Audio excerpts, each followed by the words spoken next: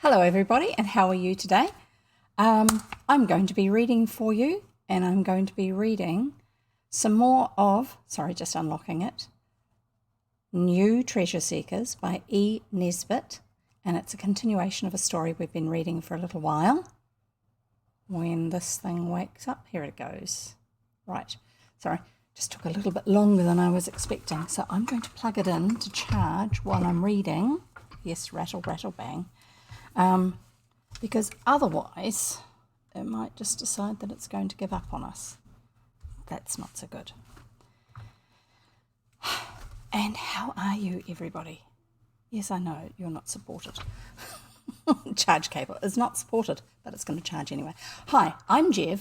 I read old-fashioned children's stories for you. I read them on Twitch, and then in 2 weeks' time I transfer them over to YouTube. They become part of book playlists that I have over there. And if you would like to be notified every time I go live on Twitch or every time I have a new video posted on YouTube, then on Twitch, hit the like button, the heart button, which is to make you to follow, and on YouTube, hit the subscribe button, and then you'll be notified either way when I go live or when there's something gets put online. So here we go. I'm going to start reading The New Treasure Seekers, subtitled Or the Bastable Children in Search of a Fortune.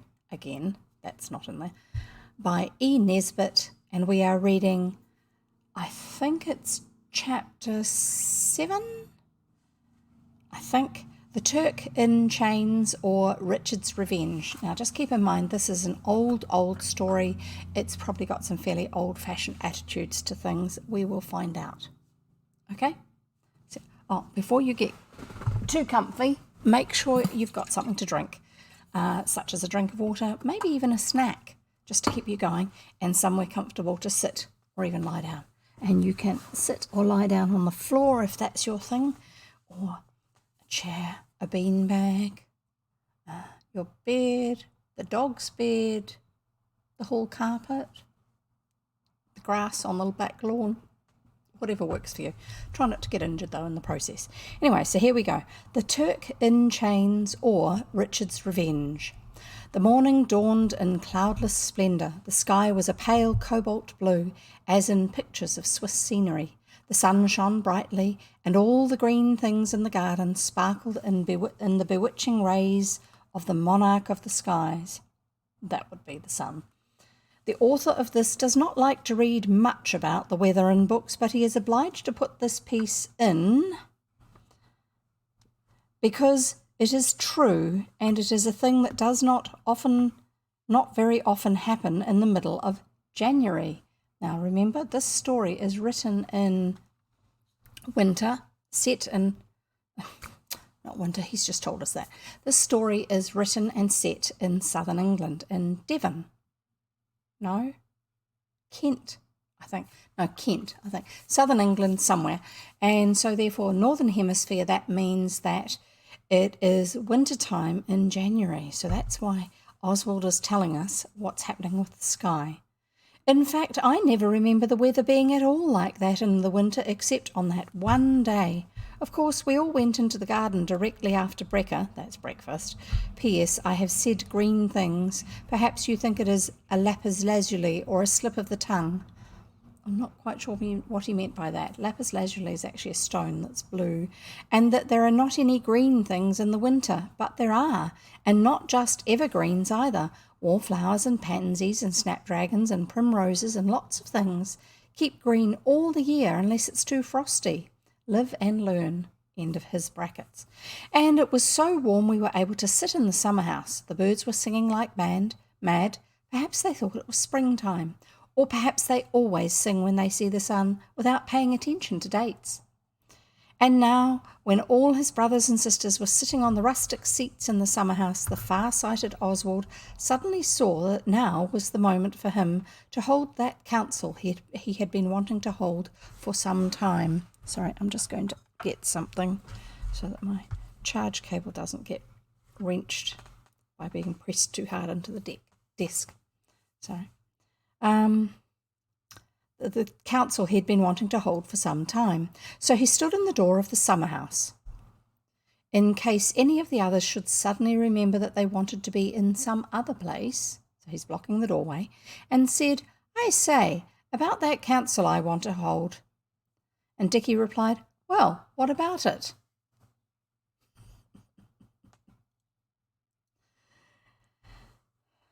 So then Oswald explained all over again that we had been treasure seekers and we had been would-be-goods. And he thought it was time we were something else. Then being something else makes you think of things, he said at the end of all the other things he said.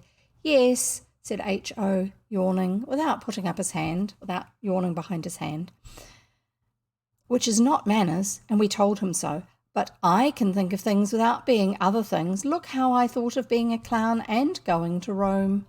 "I shouldn't think you would want us to remember that," said Dora. And indeed father had not been pleased with H.O. about that affair, but Oswald never encourages Dora to nag, so he said patiently, "Yes, you think of things you'd much better not have thought of.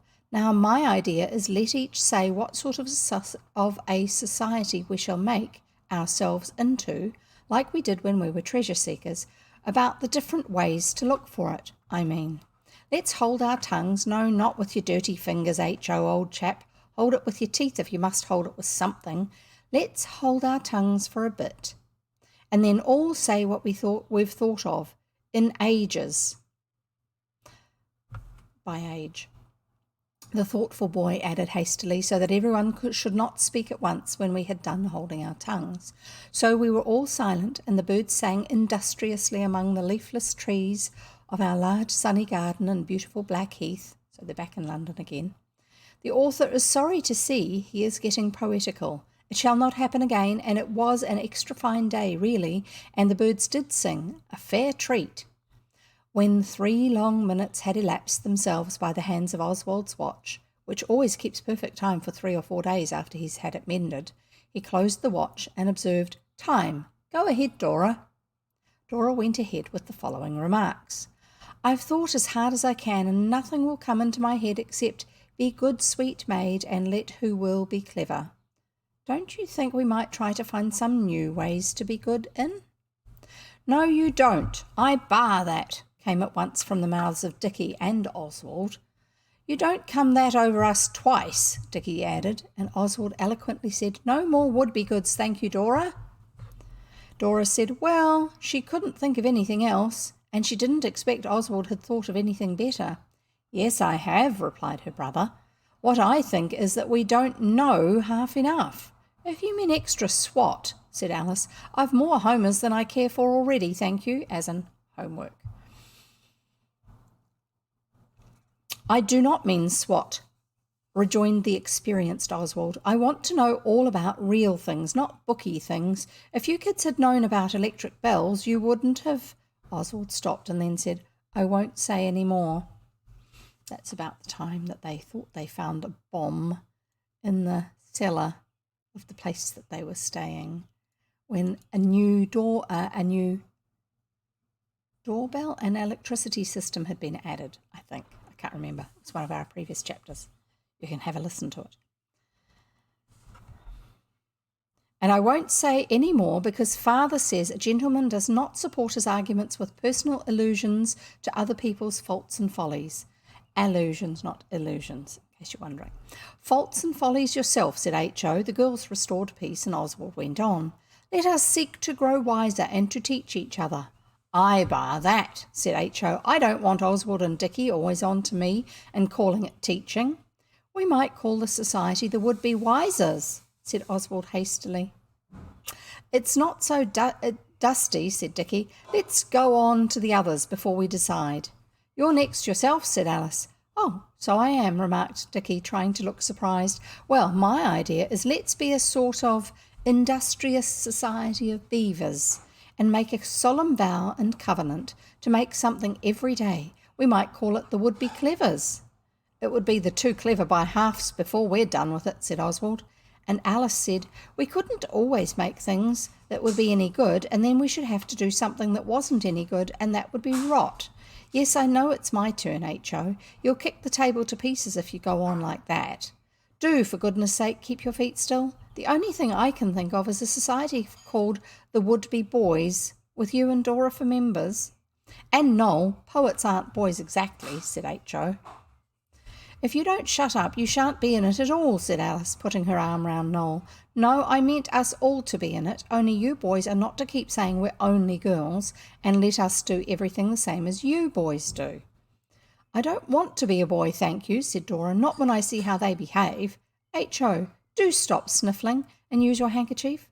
Well, take mine then. It was now Noel's turn to disclose his idea, which proved most awful. Have a guess. Let's be would-be poets, he said, and solemnly vow and convenient, he's meaning covenant, to write one piece of poetry a day as long as we live. Most of us were dumb at the dreadful thought, but Alice said, that would never do, Noel dear, because you're the only one of us who's clever enough to do it. So Noel's detestable and degrading idea was shelved without Oswald having to say anything that would have made the youthful poet weep. I suppose you don't mean me to say what I thought of, said H.O., but I shall. I think you ought all to be in a would-be kind society and vow solemn convents and things not to be down on your younger brother. Fair enough. We explained to him at once that he couldn't be in that because he hadn't got a younger brother, and you may think yourself lucky you haven't, Dicky added. He finds it inconvenient having a younger brother, I think. The ingenious and felicitous Oswald was just going to begin about the council all over again when the portable form of our Indian uncle came stoutly stumping down the garden path under the cedars. Hi, brigands, he cried in his cheerful uncleish manner. Who's on for the hippodrome this bright day? And instantly we all were, even Oswald, because after all you can have a council any day, but hippodromes are not like that. Here he is, here's the uncle. Hi, brigands. Let's see if you can see that. Bring that up to the camera and take it back a bit and tilt it. Change the angle. That's the uncle, the big guy there, in the overcoat and the top hat. We got ready like the whirlwind of the desert for quickness and started off with our kind uncle who has lived so long in India that he is much more warm-hearted than you would think, to look at him. Halfway to the station, Dicky remembered his patent screw for working ships with.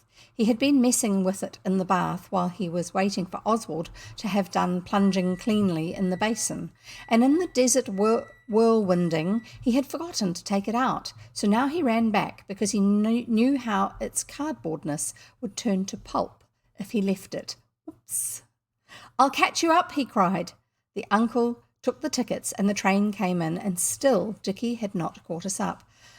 Tiresome boy, said the uncle. You don't want to miss the beginning, eh, what? Ah, here he comes. The uncle got in, and so did we, but Dicky did not see the uncle's newspaper which Oswald waved, and he went running up and down the train looking for us, instead of just getting in anywhere sensibly, as Oswald would have done. When the train began to move, he did try to open a carriage door, but it stuck, and the train went faster, and just as he got it open, a large heavy porter caught him by the collar and pulled him off the train, saying, Now, young shaver, no Susan sides on this here line, if you please. I'm not sure what that's meant to mean. Dicky hit the porter, but his fury was vain. Next moment the train had passed away and us in it. Dicky had no money, and the uncle had all the tickets in the pocket of his fur coat. Oh dear, so Dicky's been left behind.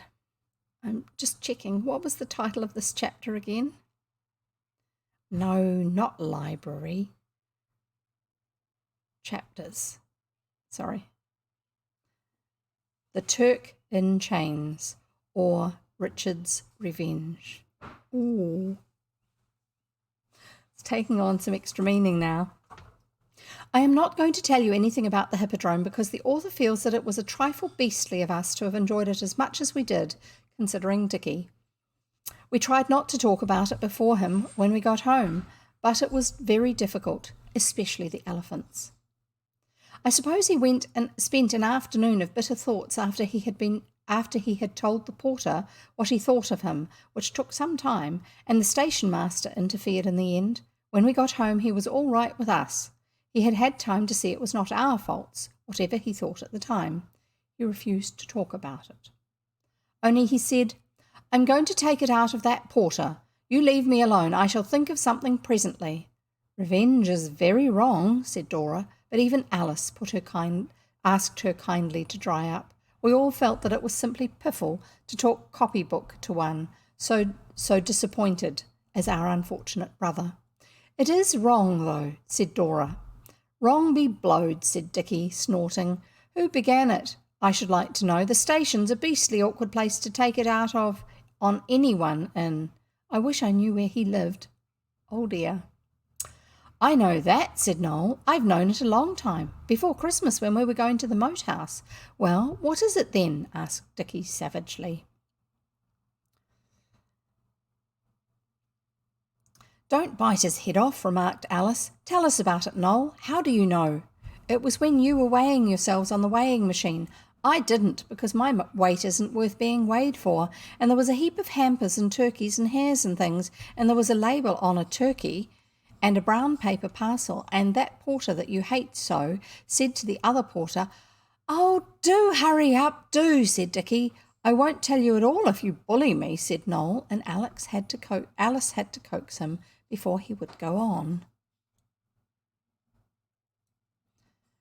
"Well, he looked at the label and he said, 'Little mistake here, Bill. Wrong address. Ought to be 3 Abel Place, eh?' The other one looked and said, 'Yes, it's got your name right enough. Fine turkey too, and his chains in the parcel. Pity they ain't more careful about addressing things, eh?' So when they'd done laughing about it, I looked at the label and it said James Johnson, 8 Granville Park. So I knew it was 3 Abel Place he lived at. And his name was James Johnson." "Good old Sherlock Holmes," said Oswald. "You won't really hurt him," said Noel, "will you? Not Corsican revenge with knives or poisoned bowls. I wouldn't do more than a good booby trap if I were you." When Noel said the word booby trap, we all saw a strange, happy look come over Dicky's face. It is called a faraway look, I believe, and you can see it in the picture of a woman cuddling a photograph album with her hair down that is in all the shops, and they call it the soul's awakening. No idea. I'm guessing the readers at the time knew. Directly Dicky's soul had finished waking up, he shut his teeth together with a click. Then he said, "I've got it." Of course, we all knew that. "Anyone who thinks revenge is wrong is asked to leave now." Dora said he was very unkind, and did he really want to turn her out? "There's a jolly good fire in Father's study," he said. "No, I'm not waxy with you, but I'm going to have my revenge, and I don't want you to do anything you thought wrong. You'd only make no end of a fuss afterwards." "Well, it is wrong, so I'll go," said Dora. "Don't say I didn't warn you, that's all." And she went. Then Dicky said, "Now, any more conscientious objectors?" And no one replied. When no one replied, he went on. "It was you saying booby trap gave me the idea," he said. "His name's James Johnson, isn't it? And he said things were addressed wrong, did he? Well, I'll send him a turkey in chains." A turk in chains," said Noel, growing owly-eyed at the thought. "A live turk, or no, not a dead one, Dicky. The turk I'm going to send won't be a live one, nor yet a dead one." "How horrible. Half dead. That's worse than anything," and Noel became so green in the face that Alice told Dicky to stop playing the goat and tell us what his idea really was. "Don't you see yet?" he cried. "I saw it directly." "I dare say," said Oswald. "It's easy to see your own idea. Drive ahead." "Well, I'm going to get a hamper and pack it full of parcels and put a list of them on the top, beginning Turk and Chains, and send it to Mr. James Johnson, and when he opens the parcels there'll be nothing inside." "There must be something, you know," said H.O., "or the parcels won't be any shape except flatness." "Oh, there'll be something right enough," was the bitter reply of the one who had not been to the hippodrome, "but it won't be the sort of something he'll expect it to be. Let's do it now. I'll get a hamper."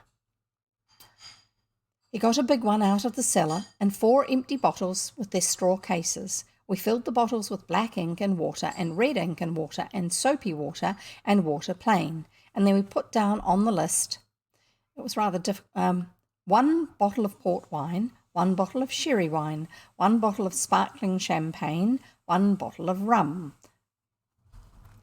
And then here's an illustration of the children putting together the things. No, I'm going to show you that in a minute because we haven't got to that bit of the story. The rest of the things we put on the list were 1 turkey and chains, 2 pounds of chains, 1 plum pudding, 4 pounds of mince pies, 2 pounds of almonds and raisins, 1 box of figs, 1 bottle of French plums, 1 large cake, and we made up parcels to look outside as if their inside was full of the delicious attributes described in the list. It was rather difficult to get anything the shape of a turkey, but with coals and crushed newspapers and firewood we did it, and when it was done up with lots of string and the paper artfully squeezed tight to the firewood to look like the turk's legs, it really was almost lifelike in its deceivingness. Here we go. Here's the picture I nearly showed you before. And you can't quite see it, but hanging over the edge of the table is their fake turkey wrapped up in paper, made out of, and that's its head and neck hanging down over the edge of the table, and there's someone kneeling on the floor putting things in the hamper. Carry on. The chains, or sausages, we did with dusters, and not clean ones, rolled tight, and the paper moulded gently to their forms. The plum pudding was a newspaper ball. The mince pies were newspapers too, and so were the almonds and raisins. The box of figs was a real fig box with cinders and ashes in it, damped to keep them from rattling about. The French plum bottle was real too. It had newspaper soaked in ink in it. And the cake was half a muff box of Dora's done up very carefully and put at the bottom of the hamper. Inside the muff box we put a paper with, "Revenge is not wrong when the other people begin.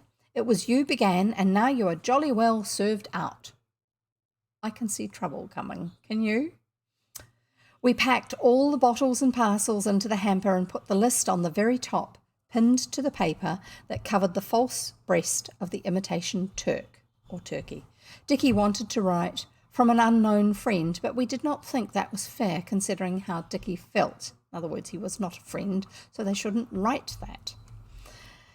So at last we put, "From one who does not wish to sign his name," and that was true at any rate. Dickie and Oswald lugged the hamper down to the shop that has Carter Patterson's board outside. "I vote we don't pay the carriage," said Dickie, but that was perhaps because he was still so very angry about being pulled off the train. Oswald had not had it done to him, so he said that we ought to pay the carriage, and he was jolly glad afterwards that this honourable feeling had arisen in his young bosom, and that he had jolly well made Dickie let it rise in his. We paid the carriage, that's the freight, and it was 1 and 5 pence, but Dickie said it was cheap for a high-class revenge like this, and after all it was his money the carriage was paid with. So then we went home and had another go in the inn of grub, because T had been rather upset by Dickie's revenge. The people where we left the hamper told us that it would be delivered next day, so next morning we gloated over the thought of the cell that porter was in for, and Dickie was more deeply gloating than anyone. "I expect it's got there by now," he said at dinner time. "It's a first-class booby-trap. What a sell for him. He'll read the list and then he'll take out one parcel after another till he comes to the cake. It was a ripping idea. I'm glad I thought of it." "I'm not," said Noel suddenly. "I wish you hadn't. I wish we hadn't. I know just exactly what he feels like now. He feels as if he'd like to kill you for it, and I dare say he would if you hadn't been a craven white-feathered skulker and not signed your name." It was a thunderbolt in our midst, Noel behaving like this. It made Oswald feel sick inside, feeling that perhaps Dora had been right. She sometimes is, and Oswald hates this feeling. Dickie was so surprised at the unheard-of cheek of his young brother that for a moment he was speechless, and before he got over his speechlessness, Noel was crying and wouldn't have any more dinner.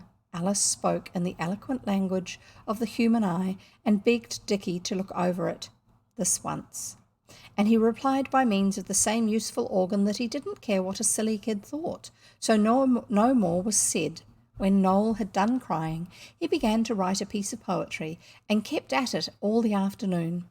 Oswald only saw just the beginning. It was called "The Disappointed Porter's Fury." supposed to be by the porter himself, as the quotes. And it began, "When first I opened the hamper fair and saw the parcel inside there, my heart rejoiced like dry gardens when it rains, but soon I changed, and then I seized my trusty knife and bowl of poison and said, upon the whole I will have the life of the man or woman who thought of this wicked plan. To deceive a trusting porter so, no noble heart would have thought of it. No, there were pages and pages of it. Of course, it was all nonsense, the poetry, I mean. And yet, ... I have seen that put in books where the author does not want to let out all he thought at the time," says Oswald. That evening at tea time, Jane came and said, "Master Dicky, there's an old-aged man at the door inquiring if you live here." So Dicky thought it was the bootmaker, perhaps. So he went out, and Oswald went with him because he wanted to ask for a bit of cobbler's wax. But it was not the shoemaker. It was an old man, pale in face and white in the hair, and he was so old we asked him into Father's study by the fire as soon as we had found out it was really Dicky he wanted to see. When we got him in there, he said, "Might I trouble you to shut the door?" This was the way a burglar or a murderer might behave, but we did not think he was one. He looked too old for those professions. When the door was shut, he said, "I ain't got much to say, young gentleman. It's only to ask you, was it you sent this?" He pulled a piece of paper out of his pocket, and it was our list. Oswald and Dicky looked at each other. "Did you send it?" said the old man again. So then Dicky shrugged his shoulders and said yes. Oswald said, "How did you know? And who are you?" The old man got whiter than ever. He pulled out a piece of paper. It was the greenish-grey piece we'd wrapped the Turk and chains in, and it had a label on it that we hadn't noticed, with Dicky's name and address on it. The new bat he had got at Christmas had come in it. "That's how I know," said the old man. "Be sure your sin will find you out." Here he is talking to them. There's the old gentleman holding out the piece of paper, talking to the two young men.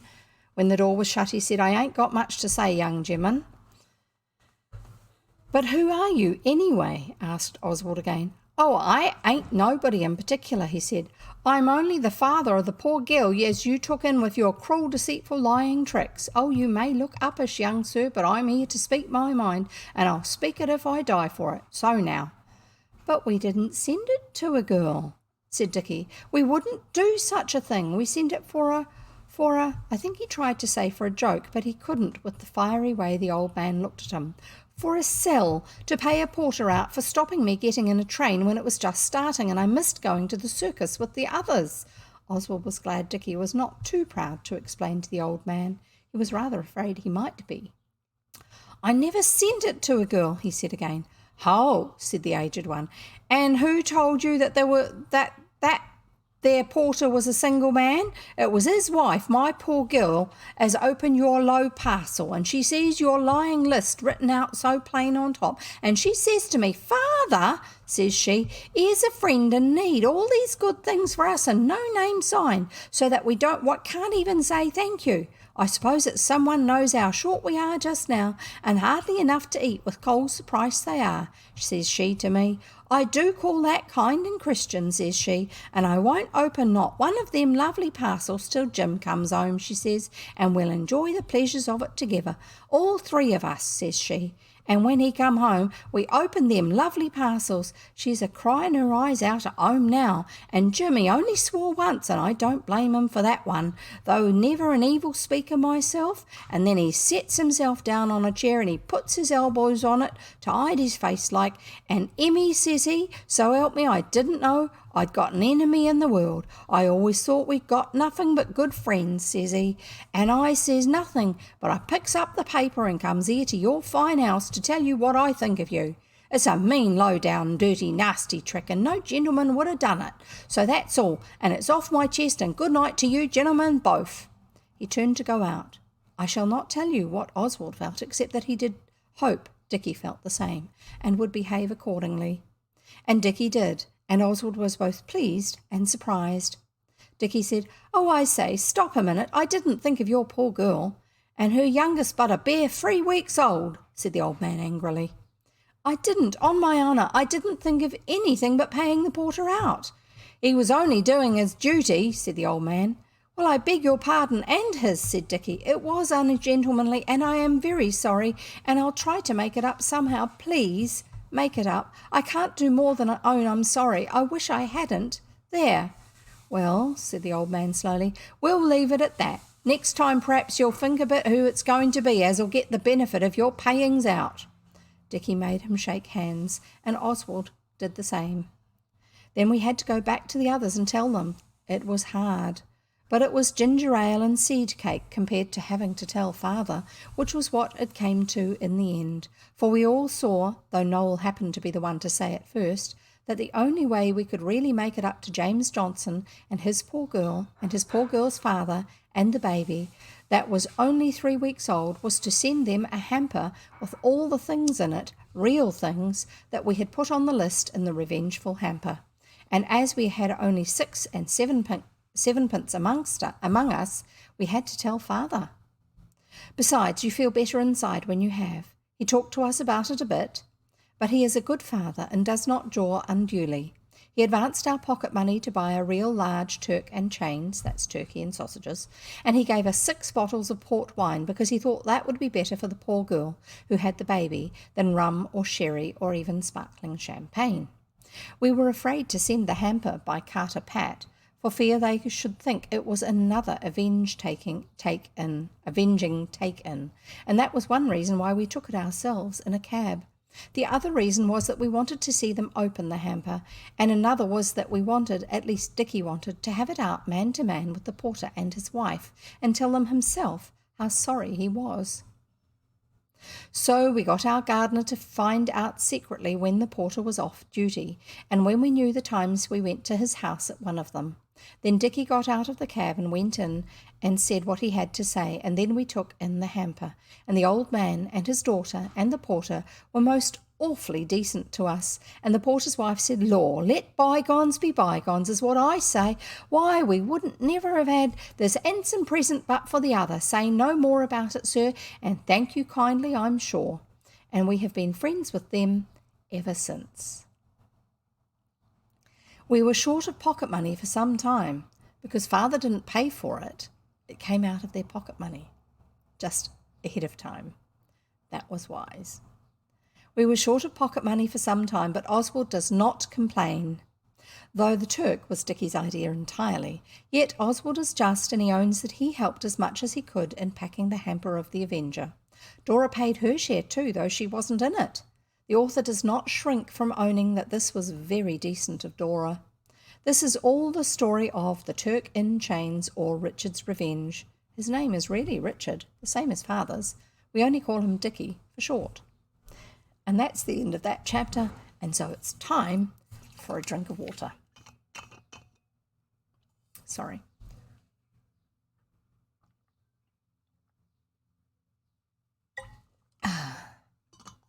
That's better. Certainly makes it easier to read if you're not too dry in the mouth. And I'm sorry that my overlay is making everything go a little bit sparkly. I haven't got my green screen set up properly.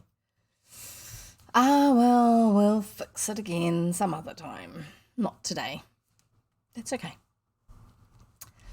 And I shall carry on reading. How are you doing there? These children, so much trouble all the time. Oh, goodness. I think their dad handled it really well, though. They actually had to take responsibility for it and do something about it. And they learnt from it. That's probably the important part, is that they actually learnt about the consequences of their own choices and their own actions. So they're not likely to do that sort of thing again. Well, not to strangers anyway.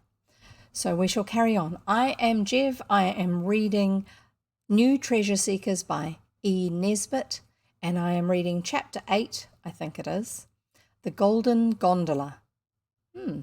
Albert's uncle is tremendously clever, and he writes books. I have told how he fled to southern shores with a lady who is rather nice. Yep, we've had that.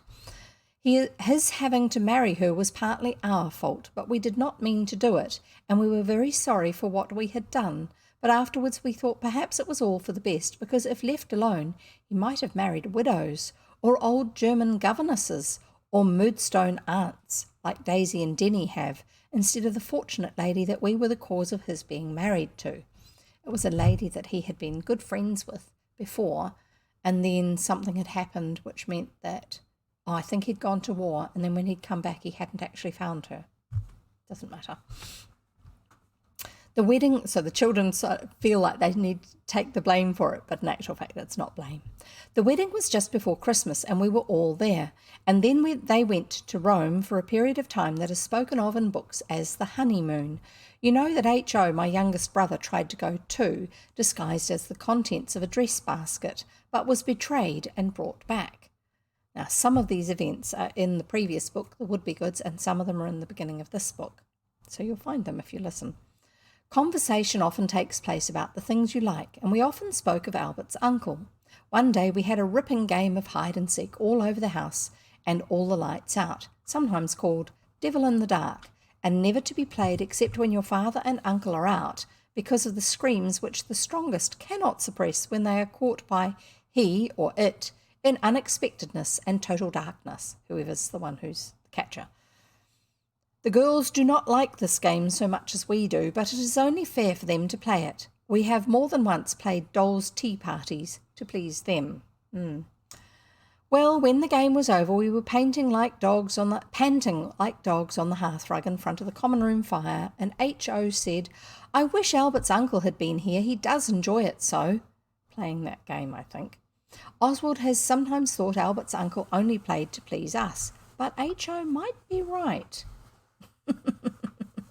I wonder if they often play it in Rome, H.O. went on. That postcard he sent us with the collie what's-its-name on, you know, the round place with the arches. They could have ripping games there. That's the Colosseum.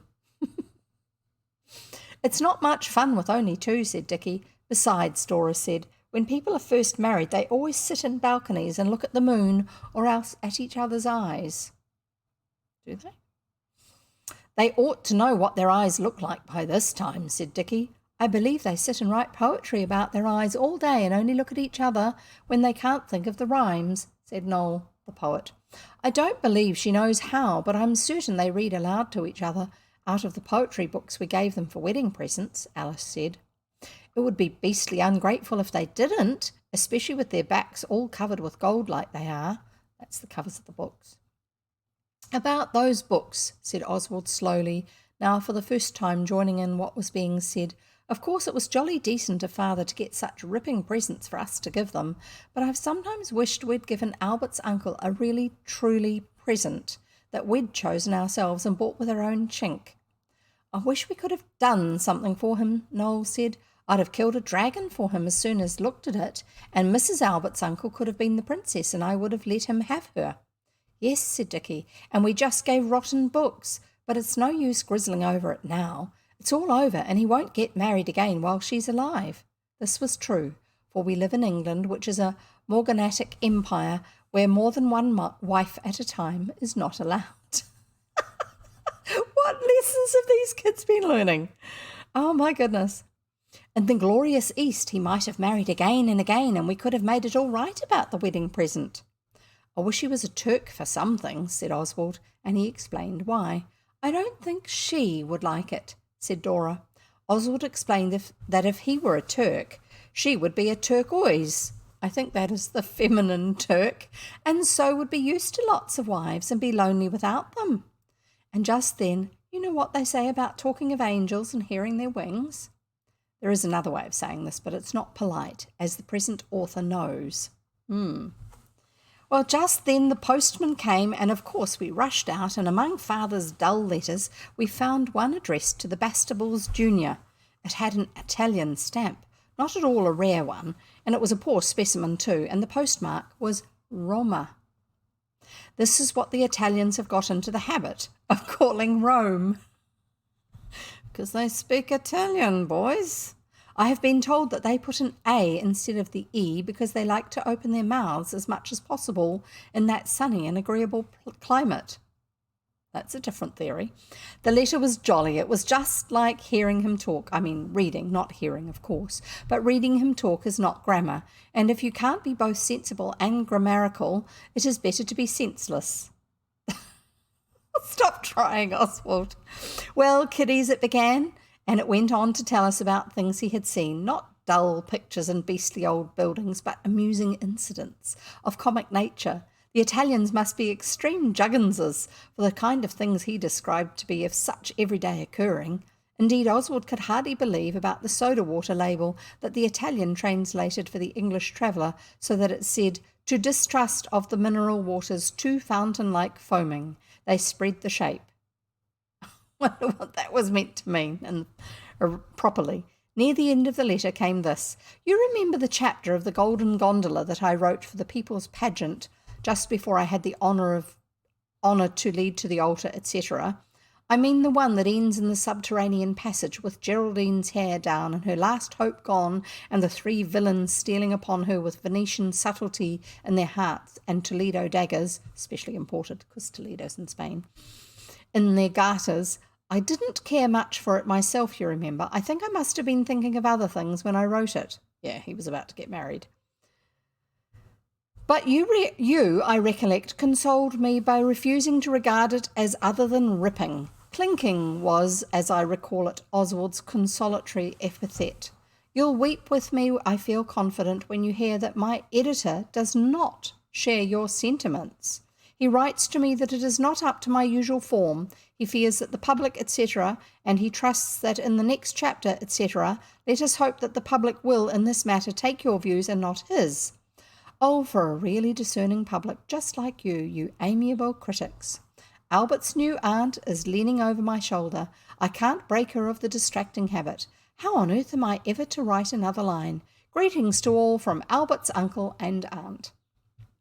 P.S. She insists on having her name put to this, but of course she didn't write it. I am trying to teach her to spell. P.S.S. Italian spelling, of course. And now, cried Oswald, I can see it all. The others didn't. They often didn't when Oswald does. Why don't you see, he patiently explained. Sorry, I've got an itchy eyelid, which is rather weird. And I'll just see if I can get some of the muck off my glasses so I can see the page a bit better. Leave you in suspense. Or Oswald might even say suspenders, except it's a word that he does know. Why don't you see, he patiently explained, for he knows that it is vain to be angry with people because they are not so clever as other people. It's the direct aspiration of fate. He wants it, doesn't he? Well, he shall have it. What? Said everybody. We'll be it. What? Was the not very polite remark now repeated by all. Why, his discerning public. And still they all remained quite blind to what was so clear to Oswald, the astute and discernful.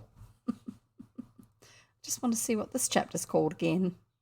And I've gone and hit the wrong button. Same again as last time. The Golden Gondola. Sorry, I'd forgotten. We'll carry on.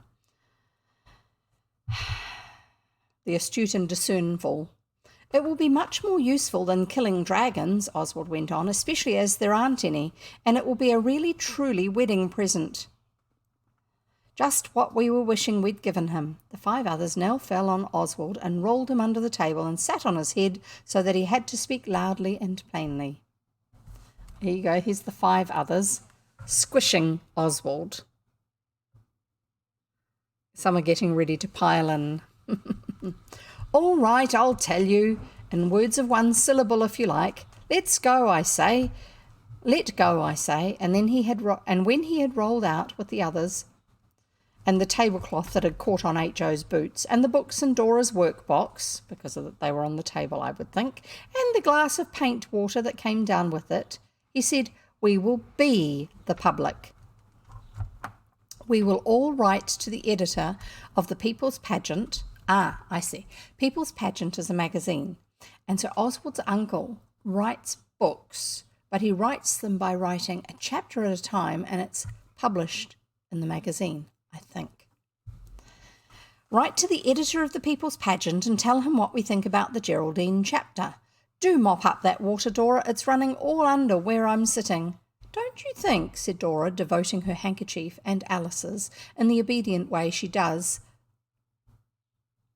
not always use, that 6 letters all signed Bastable and all coming from the same house would be rather, a bit too thick? Yes, said Alice, but of course we'd have all different names and addresses. We might as well do it thoroughly, said Dicky, and send 3 or 4 different letters each, and have them posted in different parts of London. Right-o, remarked Oswald.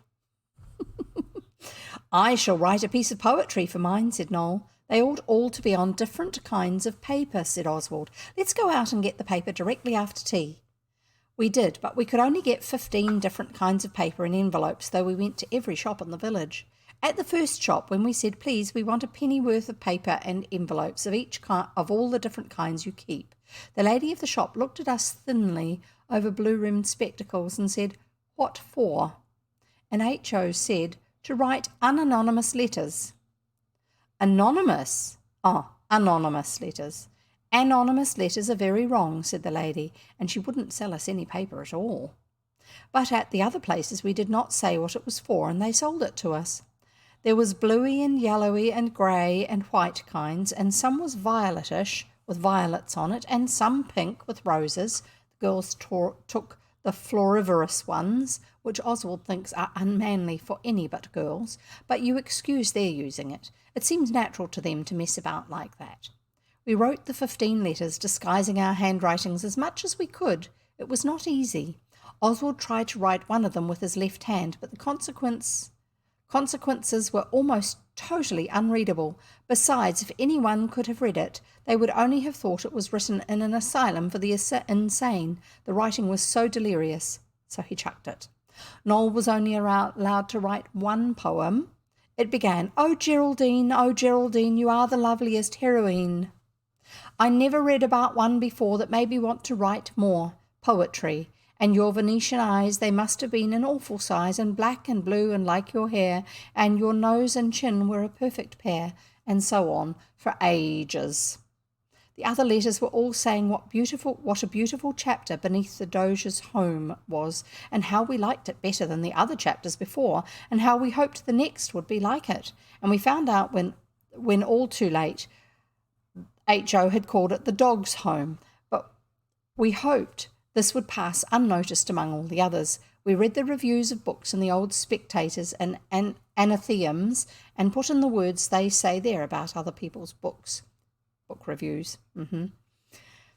We said we thought that chapter about Geraldine and the Garters was subtle and masterly and inevitable, that it had an old world charm and was redolent of the soil. We said too that we had read it with breathless interest from cover to cover, and that it had poignant pathos and a convincing realism and the fine flower of delicate sentiment, besides much other rot that the author can't remember.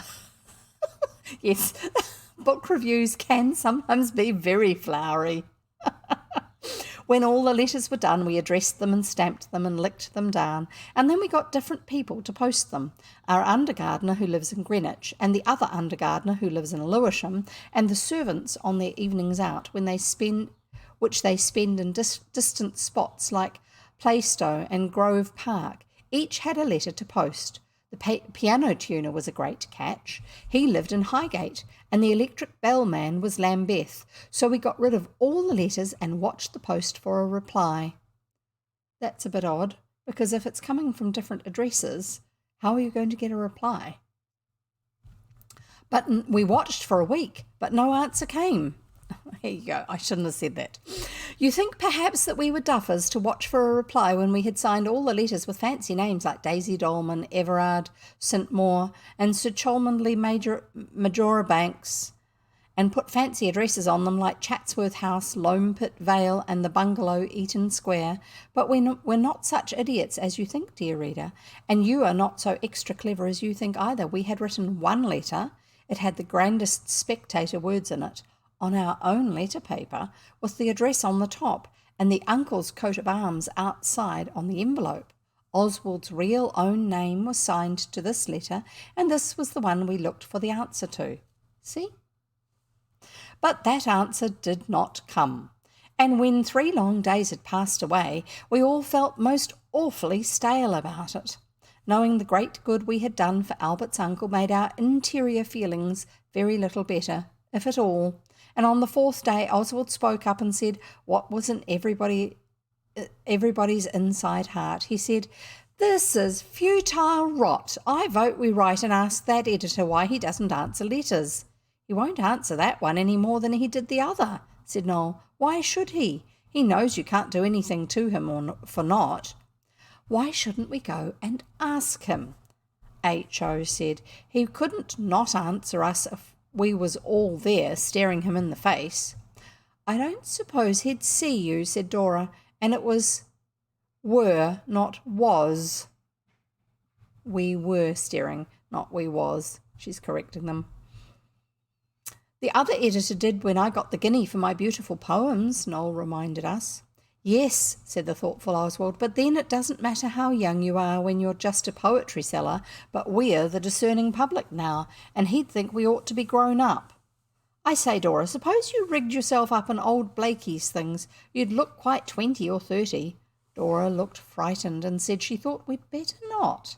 But Alice said, "Well, I will then. I don't care. I'm as tall as Dora, but I won't go alone. Oswald, you'll have to come. You'll have to dress up old and come too. It's not much to do for Albert's uncle's sake." "You know you'll enjoy it," said Dora, and she may have wished that she did not so often think that we had better not. However, the die was now cast, and the remainder of this adventure was doomed to be coloured by the die we now prepared.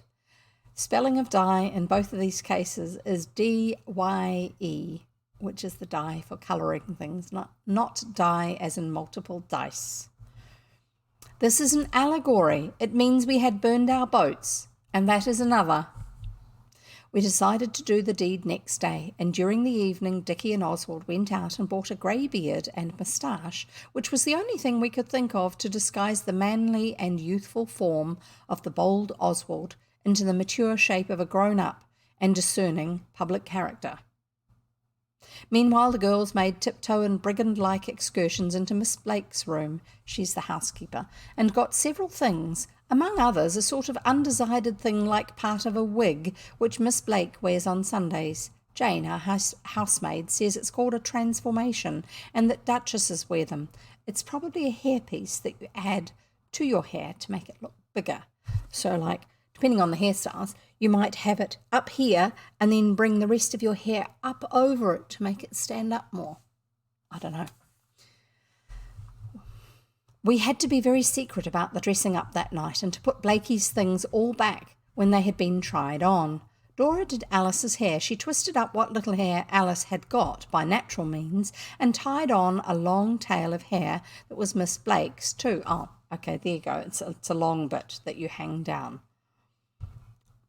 Then she twisted that up, bun-like, with many hairpins. Then the wiglet, or transformation, okay, so there's more than one hairpiece, was plastered over the front part, and Miss Blake's Sunday hat, which is of a very brisk character, with half a bluebird in it, was placed on top of everything. There were several petticoats used, and a brown dress and some stockings and hankies to stuff it out where it was too big. A black jacket and crimson tie completed the picture. We thought Alice would do. Then Oswald went out of the room and secretly assumed his dark disguise. But when he came in with the beard on and a hat of father's, the others were not struck with admiration and respect, like he meant them to be.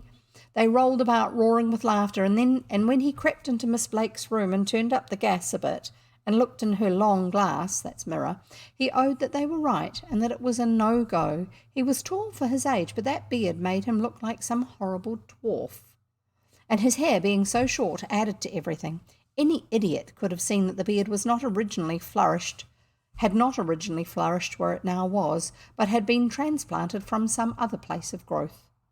And when he laughed, which now became necessary, he really did look most awful. He has read of beards wagging, but he never saw it before. While he was looking at himself, the girls had thought of a new idea. but Oswald had an inside presentiment that made it some time before he could even consent to listen to it.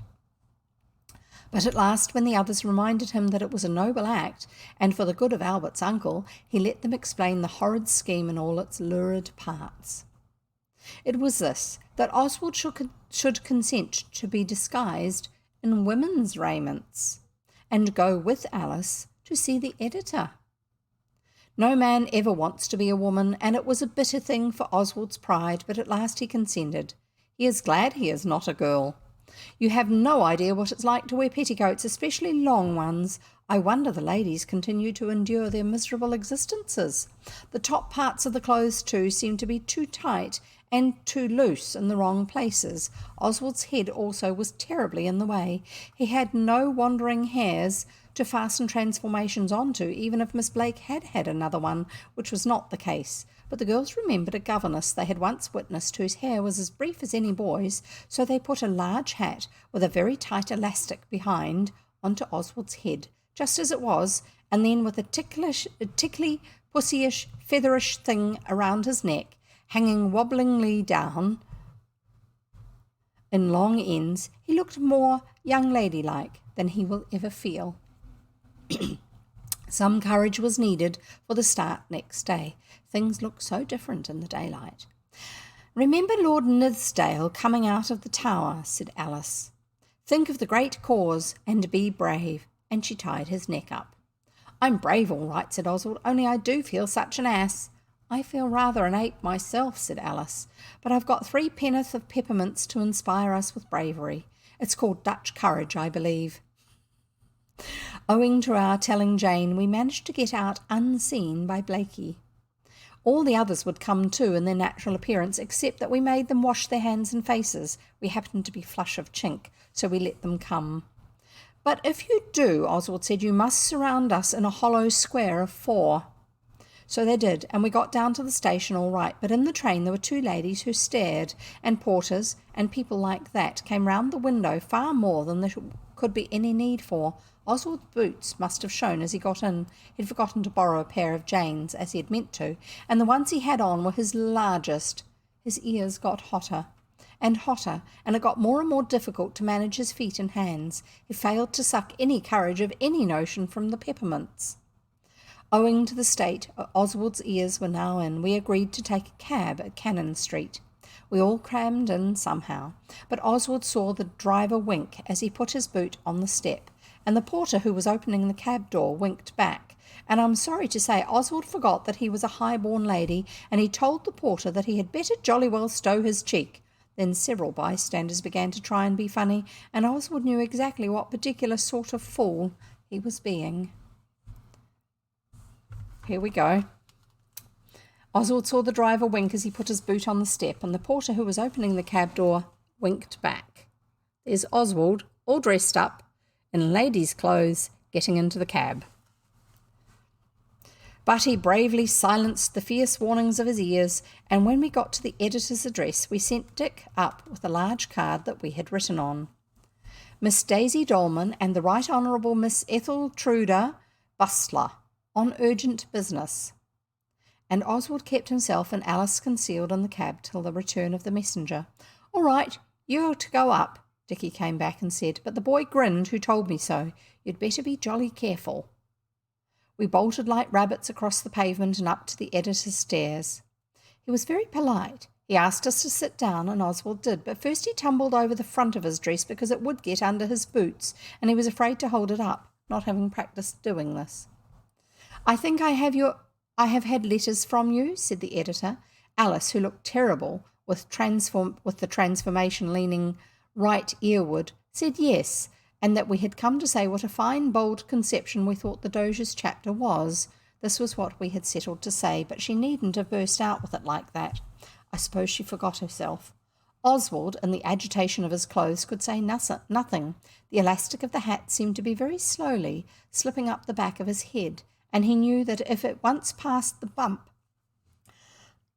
that backs of heads are made with, the hat would spring from his head like an arrow from a bow, and all would be frustrated. Yes, said the editor, that chapter seems to have had a great success, a wonderful success. I had no fewer than 16 letters about it, all praising it in unmeasured terms. He looked at Oswald's boots, which Oswald had neglected to cover over with his petticoats. He now did this. Here you go. He looked at Oswald's boots. Here you've got the two of them dressed up. I wish you could see it better. So there's the editor looking at Oswald's boots.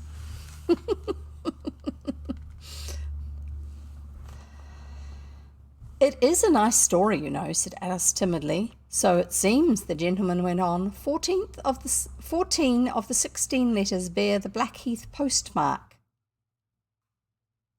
All of their visitors and people who were dropping things off dropped them at the nearest post box. Oh dear! Bear the Blackheath postmark. The enthusiasm for the chapter would seem to be mainly local.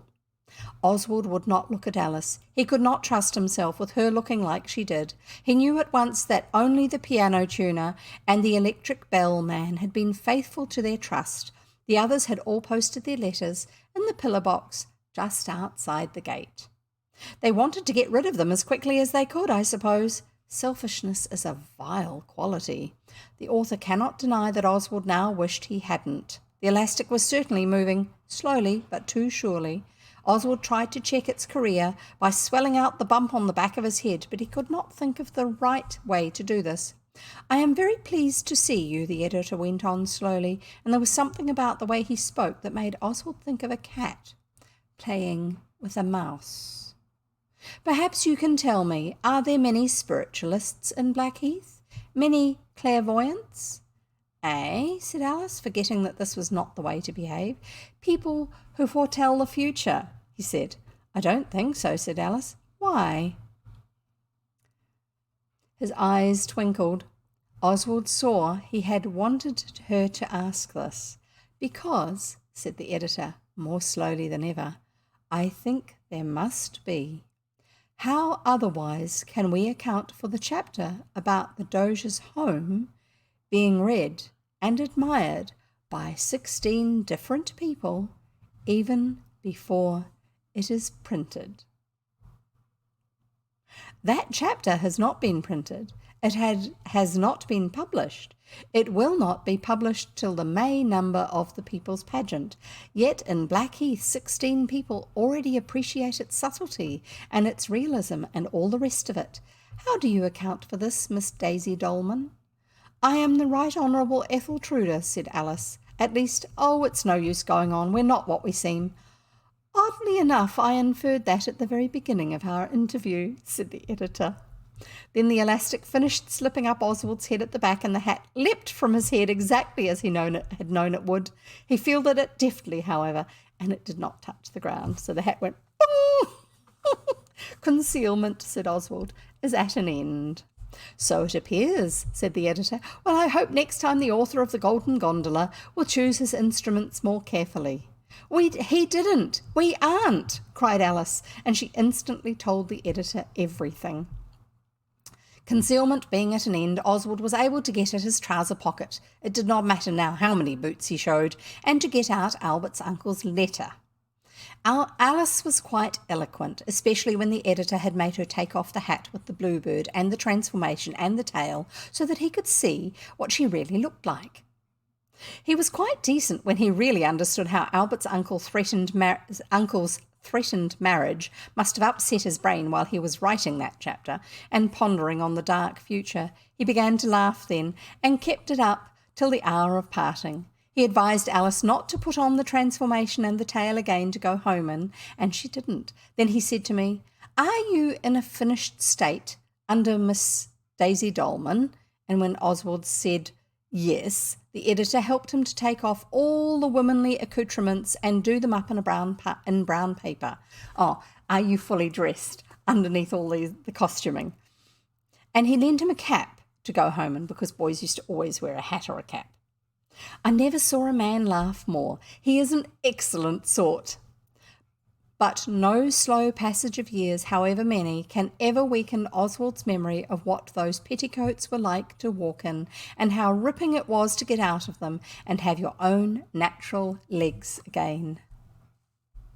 We parted from that editor without a strain on anybody's character. He must have written to Albert's uncle and told him all, for we got a letter next week. It said, "My dear kiddies, art cannot be forced, nor can fame. May I beg you for the future to confine your exertions to blowing my trumpet, or fame's, with your natural voices?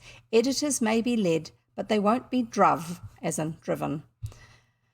The Right Honourable Miss Etheltruda Bustler seems to have aroused a deep pity for me in my editor's heart. Let that suffice, and for the future permit me, as firmly as affectionately, to reiterate the assurance and the advice which I have so often breathed in your long young ears. I am not ungrateful, but I do wish you'd mind your own business." "That's just because we were found out," said Alice. "If we'd succeeded, he'd have been sitting on top of the pinnacle of fame, and he would have owed it all to us. That would have been making him something like a wedding present." What we had really done was to make something very like, but the author is sure he has said enough. And that's the end of the chapter, and I've said enough. So there you go.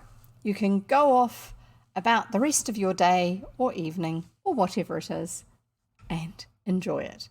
And I'll see you next time.